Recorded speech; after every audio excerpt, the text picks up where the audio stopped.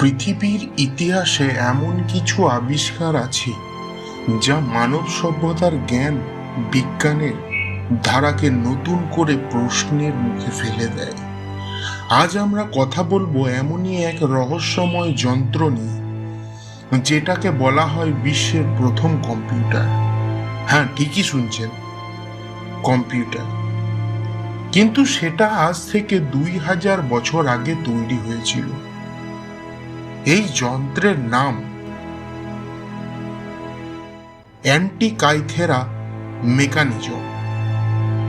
কিন্তু প্রশ্ন হচ্ছে, কিভাবে প্রাচীন মানুষ এমন জটিল প্রযুক্তি বানাতে পারল?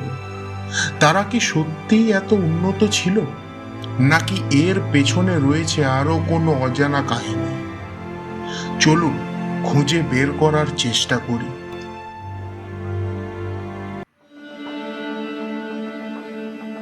বছরটা 1901। গ্রিসের উপকূলে অ্যান্টিকাইথেরা নামের একটি দ্বীপের কাছে কিছু ডুবুরি সমুদ্রের তলদেশে একটি ডুবে যাওয়া জাহাজ খুঁজে পান। জাহাজটি সম্ভবত খ্রিস্টপূর্ব 70 থেকে 60 সালের মধ্যে ডুবে গিয়েছিল। তারা প্রথমে আবিষ্কার করেন কিছু ভাস্কর্য, ব্রোঞ্জের মূর্তি আর মাটির পাত্র। কিন্তু সবার নজর কেড়ে নেয় একটি মরচে ধরা ব্রোঞ্জের যন্ত্রাংশ। দেখতে একেবারে অচেনা, কিন্তু ভেতরে ছিল জটিল গিয়ার, দাঁত, চাকতি আর সূক্ষ্ম মেকানিজম।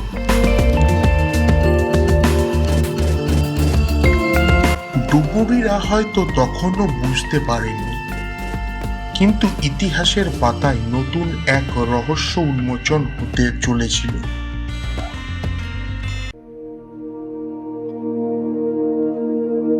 অ্যান্টিকাইথেরা মেশিন আসলে কি কাজ করত? প্রথমে বিজ্ঞানীরা ভেবেছিলেন এটি হয়তো কোনো জ্যোতিষবিদ্যার যন্ত্র। পরে একে ঘিরে গবেষণা শুরু হয়। 1950-এর দশকে প্রথমবার এক্স-রে প্রযুক্তি ব্যবহার করে মেশিনটির ভেতরকার গিয়ার পরীক্ষা করা হয়। আর তখনই দেখা যায় এই যন্ত্রটি আসলে একটি অ্যানালগ কম্পিউটার।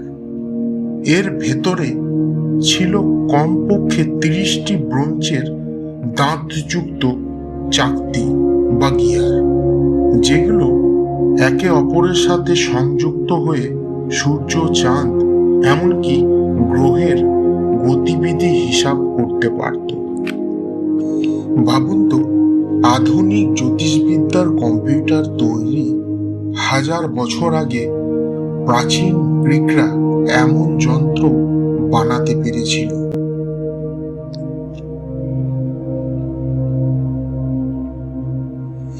গবেষণা থেকে জানা গেছে অ্যান্টিকাইথেরা মেকানিজম ব্যবহার করা হতো সূর্য ও চাঁদের অবস্থান নির্ণয়ে, গ্রহের গতি পর্যবেক্ষণে, গ্রহের তারিখ বের করতে, এমনকি অলিম্পিক গেমের তারিখ ঘোষণার জন্য।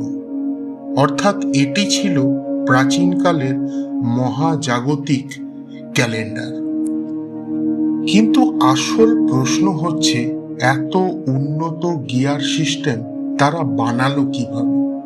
প্রযুক্তি কি শুধু এক জায়গায় সীমাবদ্ধ ছিল, নাকি সেই জ্ঞান সময়ের স্রোতে হারিয়ে গেল?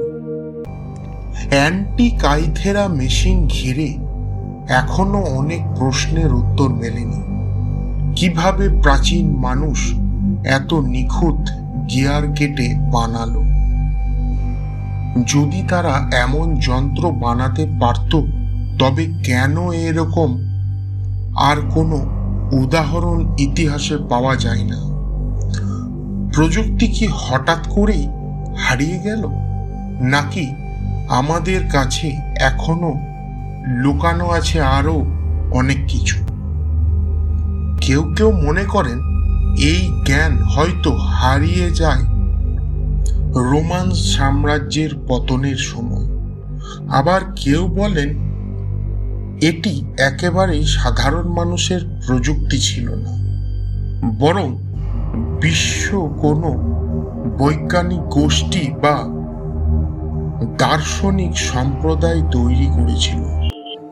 এখন প্রশ্নটা আরো রহস্যময় হয়ে ওঠে। কিছু গবেষক দাবি করেন প্রাচীন গ্রীসে এত উন্নত প্রযুক্তি থাকা সম্ভব। তাহলে তাদের কি সাহায্য করেছিল অন্য কেউ?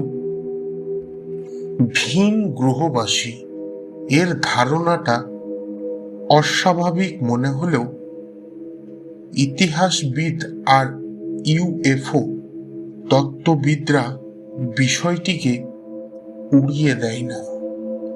কারণ মিশরীয় পিরামিড থেকে শুরু করে নাজকা লাইনস প্রাচীন পৃথিবীতে এমন অনেক কিছু পাওয়া যায় যেগুলো তখনকার মানুষ বানিয়েছে বলেই বিশ্বাস করা কঠিন। তাহলে কি অ্যান্টিকাইথেরা মেকানিজমও এক ধরনের অন্য জগতের প্রযুক্তি? আপনি কি মনে করেন? আজকের দিনে বিজ্ঞানীরা 3D মডেল ও কম্পিউটার প্রযুক্তির ব্যবহার করে অ্যান্টিকাইথেরা মেকানিজম প্রতিরূপ বানিয়েছিলেন। আজকের দিনের বিজ্ঞানীরা 3D মডেল ও কম্পিউটার প্রযুক্তির ব্যবহার করে অ্যান্টিকাইথেরা মেকানিজম প্রতিরূপ বানিয়েছিল এবং দেখা গেছে যন্ত্রটি অবিশ্বাস্যভাবে নিখুঁত ছিল। এমনকি আধুনিক ঘড়ি তৈরির প্রযুক্তি আসার প্রায় 1000 বছর আগেই গ্রিকরা একই ধরনের গিয়ার ব্যবহার করেছিলেন। এটি সত্যিই এক টাইম ট্রাভেলিং টেকনোলজির মতো।